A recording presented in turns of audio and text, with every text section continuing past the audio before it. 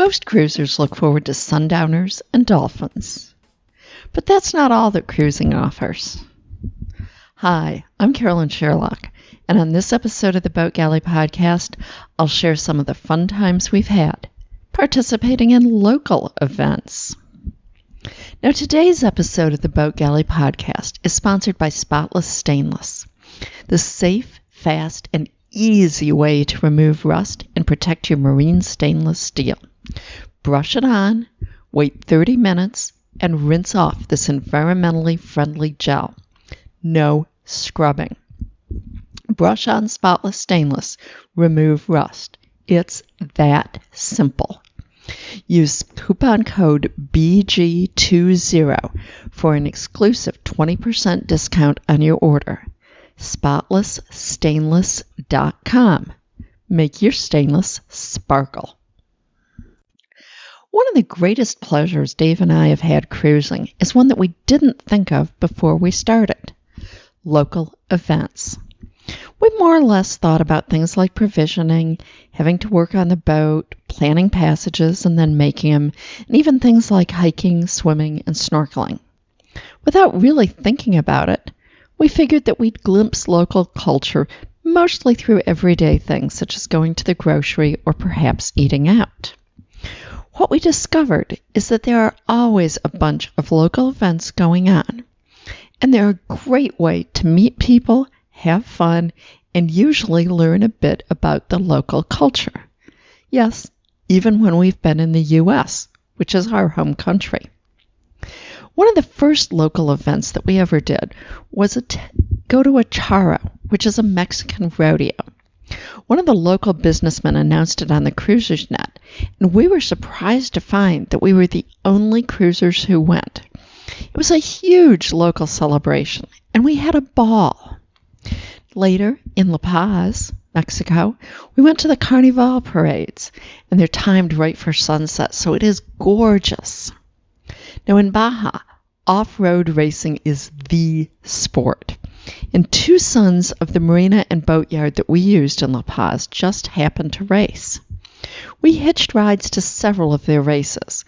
We'd been warned that it would be a long, hot, dusty day by other cruisers.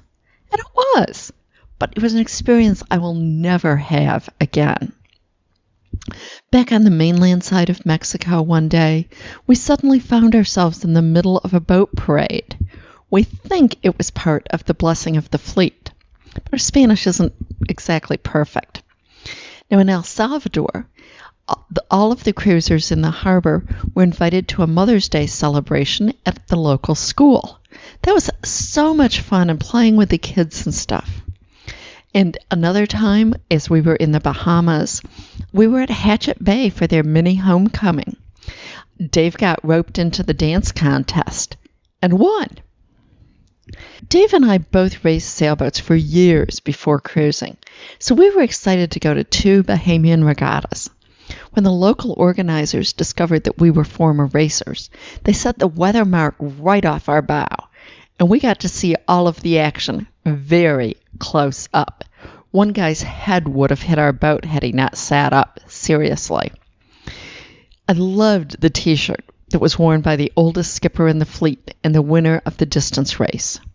His t-shirt read, "This is what awesome looks like." I really want one of those. A few years ago, the Wings of Freedom tour came to the Marathon Airport. 4 restored flying airplanes from World War II. A B-17, a B-24, B-25, and a P-51. And not just to look at from a distance. All but the P-51 were open to be walked through, and all offered rides, for a price, of course. Where else can you crawl all through a legendary plane, right up to the time it's about to take off? The highlight of the day, though, was meeting Bob. I didn't get his last name, sorry. At the time, he was 98 years old, but he had been an RAF pilot in World War II, flying the British equivalent of the B-24 Liberator.